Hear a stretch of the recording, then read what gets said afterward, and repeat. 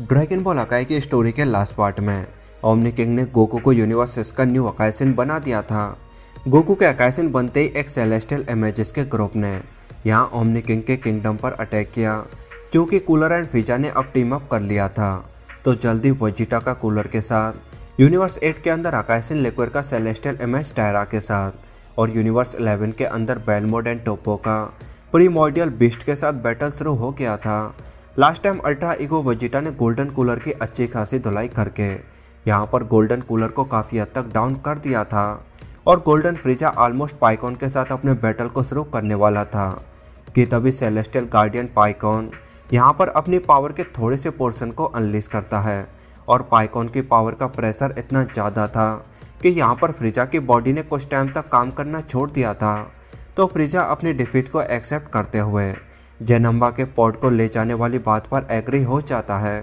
Then पाइकॉन simply अपनी power के जरिए यहाँ पर पॉड को उठाकर वहाँ से जाने लगता है।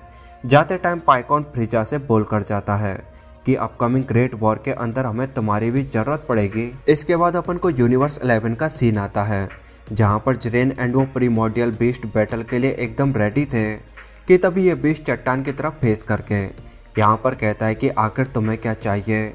ये एक सेलेस्टियल इमेजेस का मेंबर था जो छिपकर काफ़ी टाइम से बीस्ट एंड प्राइटोपर्स के बैटल को देख रहा था, क्योंकि ये बीस्ट ग्रेट जाराट का एक पोर्शन था।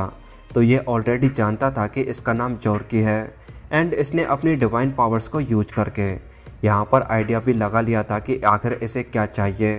देन जिरेन अपनी टॉप स्पीड के साथ बीस्ट की तरफ रश करता है, बट ये सेलेस्टियल इमेज बीच में आकर यहाँ अपनी डिवाइन पावर्स को यूज करता है और अगले मोमेंट में अपने साथ लॉर्ड कालीमूर को भी वहाँ से डिसअपियर कर देता है। बेलमोड जिरेन को समझाने की कोशिश कर रहा था कि ये कोई नॉर्मल वॉरियर्स नहीं है कि तभी जॉर्की अपने मैजिकल पोर्टल को ओपन करता है और अगले मोमेंट में मैजिकल पोर्टल के जरिए लॉर्ड कालीमूर के साथ वहाँ से चुपचाप चला जाता है। इसके बाद अपन को यूनिवर्स के अंदर प्लैनेट चैमेलियन का सीन आता है। गोकू, लिया एंड केबोरू इस टाइम एक वॉल्केनो के पास थे और केबोरू के अकॉर्डिंग एक प्रीमोर्डियल बीस्ट जिसका नाम हीरू है वो एक्चुअली में इस वॉल्केनो के एकदम नीचे है। वॉल्केनो में जाना तो आसान है, बट वहाँ से बाहर निकलना वाकई में काफ़ी मुश्किल होगा, क्योंकि नीचे एक ग्रेट भूल भुलैया है और अपन भूल भुलैया को फोर्सफुली बाईपास नहीं कर सकते। तो गोकू टेलीपोर्टेशन टेक्निक का आइडिया देता है, जिस पर केबोरू क्लियर करता है कि नीचे जाते ही एनर्जी सेंसेस काम करना बंद कर देंगे, मतलब तुम्हारी टेलीपोर्टेशन टेक्निक एकदम बेकार है। देन केबोरू बताता है कि तुम भूल भुलैया की टेंशन मत लो, क्योंकि मैंने उसके रास्ते को काफ़ी अच्छे से याद कर लिया है। तो तुम दोनों ध्यान से मुझे फॉलो करना, ये वाकई में इतना मुश्किल भी नहीं होगा। इसके बाद केबोरू, लिया एंड गोकू वॉल्केनो के अंदर चले जाते हैं।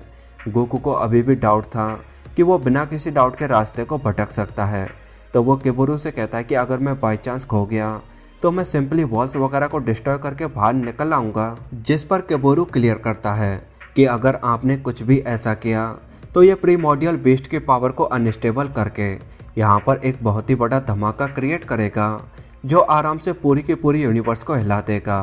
वॉल्केनो में थोड़ा अंदर जाने के बाद इन सभी को प्रीवियस गॉड ऑफ डिस्ट्रक्शंस के स्टैचू मिलते हैं।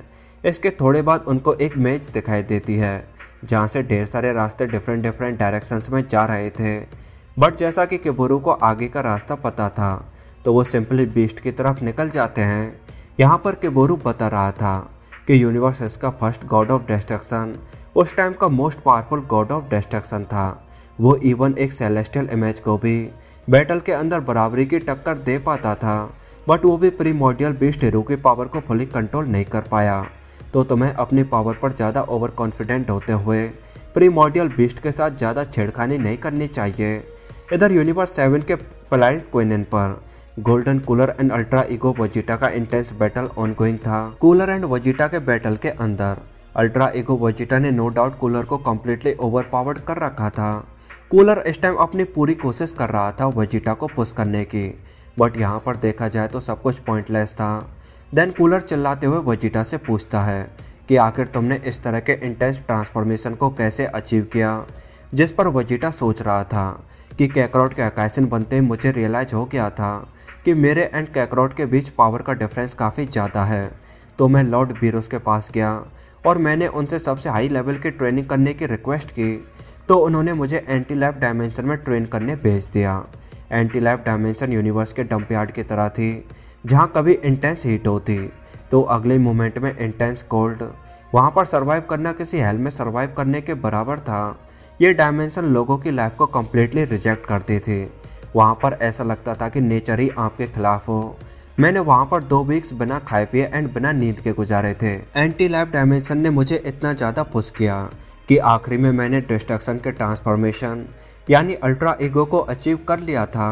इधर बैटल के अंदर वेजिटा अभी भी कंटिन्यूसली गोल्डन कूलर की अच्छी खासी धुलाई कर रहा था।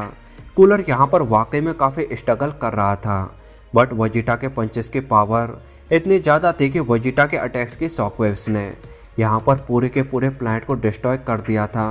वेजिटा के लास्ट पंच ने न केवल प्लैनेट को डिस्ट्रॉय किया बल्कि यहाँ पर वेजिटा ने कूलर की बॉडी में एक बड़ा सा क्रैक डाल दिया था। इस टाइम कूलर सोच रहा था कि अगर ये सेन प्रिंस का प्राइड है तो मेरे प्राइड का क्या, मैं भी तो एक प्रिंस हूँ। देन अपन को एक फ्लैशबैक आता है जहाँ पर अपन को कूलर के बर्थ टाइम का सीन आता है।